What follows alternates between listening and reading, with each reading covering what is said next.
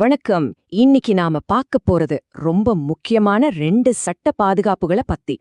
நினைச்சு பாருங்க, ஒரு தப்புக்கு 2 தடவை தண்டனை கிடைச்சா எப்படி இருக்கும்? இல்ல உங்களுக்கு எதிராவே உங்கள சாட்சி சொல்ல சொன்னா? நம்ம இந்திய அரசியலமைப்பு இதுக்கு எதிரா நமக்கு 2 பெரிய கவசங்களை கொடுத்திருக்கு. அது என்னன்னு தான் இப்போ நாம ஆழமா பார்க்க போறோம். வாங்க.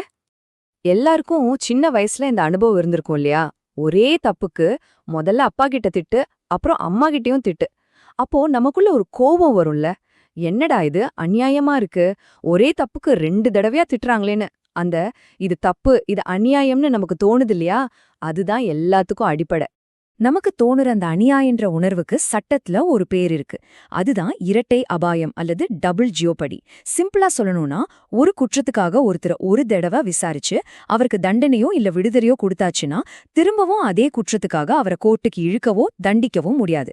இதுதான் நீதியோட ரொம்ப ரொம்ப முக்கியமான ஒரு அடிப்படை கொள்கை. இந்த கொள்கை சாதாரணமான ஒண்ணில்ல. இது எவ்வளவு அடிப்படைனா, நம்ம இந்திய அரசியல் அமைப்பே இத ஒரு அடிப்படை உரிமையா நமக்கு கொடுத்திருக்கு. அதுவும் சரத்து 20ல.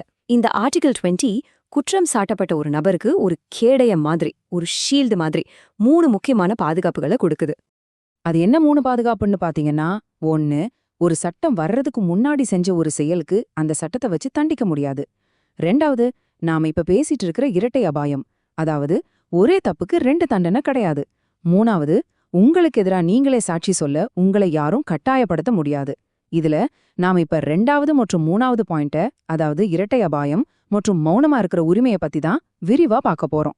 சரி, முதல்ல இந்த இரட்டை அபாயம் விஷயத்துக்கு வருவோம். இது எப்படி நடைமுறைக்கு வந்தது? இதோட வேர்கள் எங்க இருக்குன்னு பார்த்தா சில பழைய சட்ட சொற்கள்ல இருந்து தான் இது உருவாகிருக்கு. பாருங்க, இந்த 2 பிரெஞ்சு வார்த்தைகள் தான் இதுக்கு அடிப்படை. ஒன்னு ஆத்ரோஃபோ அக்விட். இதுக்கு என்ன அர்த்தம்னா ஏற்கனவே விடுவிக்கப்பட்டாச்சுன்னு அர்த்தம்.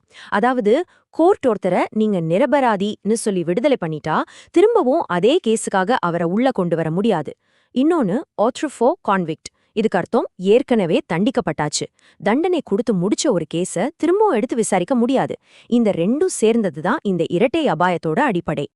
இப்போ இங்க ஒரு முக்கியமான கொஞ்சம் நுணுக்கமான விஷயத்த நாம புரிஞ்சுக்கணும். நம்ம அரசியலமைப்பு சட்டமும் சரி, குற்றவியல் நடைமுறை சட்டம் அதாவது சிஆர்பிசியும் சரி, 2மே இந்த பாதுகாப்பை பத்தி பேசுது. ஆனா ஒரு சின்ன வித்தியாசம் இருக்கு. அரசியலமைப்போட சரத்து 22 என்ன சொல்லுதுன்னா, ஒருத்தரை 2 தடவை தண்டிக்க கூடாதுன்னு சொல்லுது. ஆனா சிஆர்பிசியோட செக்ஷன் 300 இன்னும் ஒரு படி மேல போய் ஒருத்தரை விடுதலை செஞ்சாலும் சரி தண்டிச்சாலும் சரி திரும்பவும் அவரை விசாரணைக்கே உட்படுத்தக்கூடாதுன்னு சொல்லுது. பாத்தீங்களா, சிஆர்பிசி கொடுக்கற பாதுகாப்பு இன்னும் கொஞ்சம் விரிவானது.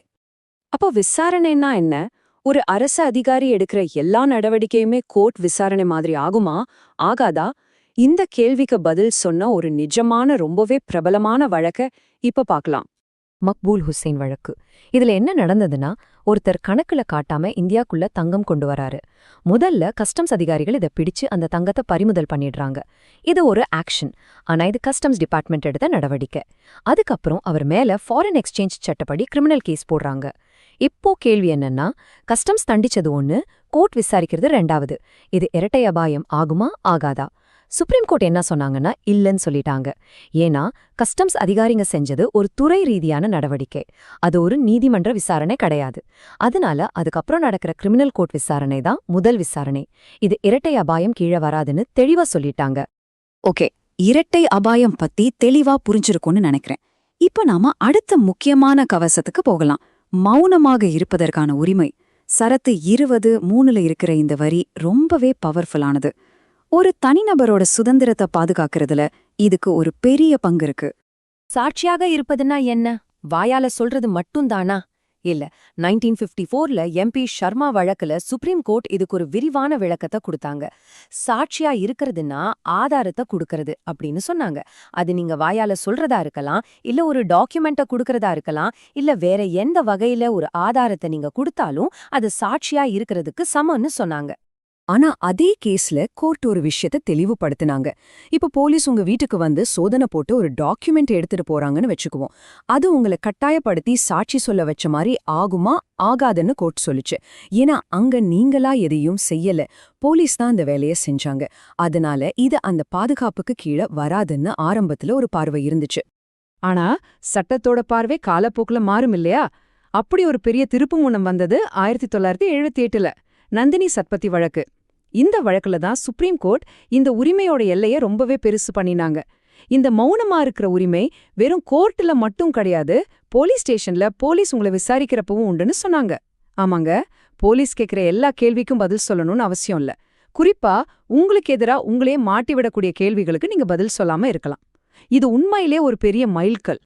அந்த கேஸ்ல தீர்ப்பு எழுதின ஜஸ்டிஸ் கிருஷ்ணா ஐயர் சொன்ன இந்த வார்த்தைகள் ரொம்ப பவர்ஃபுல்லானது. ஒருத்தரை குற்றவாளியாக்கவோ தண்டனைக்குள்ளாக்கவோ இல்ல அவரோட சொத்துக்களை பறிமுதல் செய்யவோ வழிவகுக்கிற கேள்விகளுக்கு பதில் சொல்ல சொல்லி யாரையும் கட்டாயப்படுத்த முடியாதுன்னு சொன்னாரு. சிம்பிளா சொல்லணும்னா, உங்களையே நீங்க காட்டிக் கொடுக்கணும்னு சொல்ல யாருக்குமே உரிமை இல்ல. அதோட கட்டாயப்படுத்துதல்னா என்னங்கிறதுக்கும் கோர்ட் ஒரு புது விளக்கத்தை கொடுத்தது.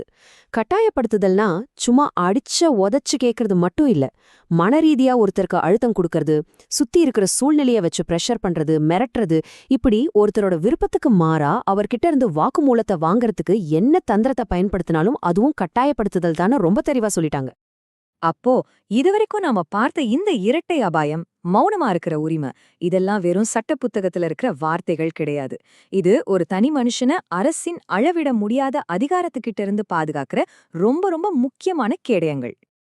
இந்த உரிமைகள் ஏன் இவ்ளோ முக்கியம்னா, இது ஒரு விஷயத்த உறுதிப்படுத்துது. அதாவது, ஒரு குற்றத்தை நிரூபிக்க வேண்டிய கடமை அரசுக்கு தான் இருக்கு. அவங்க தான் சரியா விசாரணை பண்ணி ஆதாரங்களை தேடி கண்டுபிடிச்சு குற்றத்தை நிரூபிக்கணும். அதை விட்டுட்டு குற்றம் சாட்டப்பட்டவரே மிரட்டி அவர்கிட்ட இருந்தே ஒரு வாக்குமூலத்தை வாங்கி கேஸ முடிக்க கூடாது. இது ஒரு நேர்மையான நீதி விசாரணைக்கு ரொம்ப அவசியம். சரி, எல்லாத்தையும் பேசிட்டோம். கடைசியா ஒரு கேள்வி. நீங்களும் யோசிச்சு பாருங்க. ஒரு பக்கம் ஒரு தனிநபரோட மௌனமா இருக்கிற உரிமை, இன்னொரு பக்கம் குற்றங்களை கண்டுபிடிச்சு சமுதாயத்தை பாதுகாக்க வேண்டிய போலீஸோட கடமை. இது ரெண்டுக்கும் நடுவுல ஒரு பேலன்ஸை எப்படி கொண்டு வர்றது?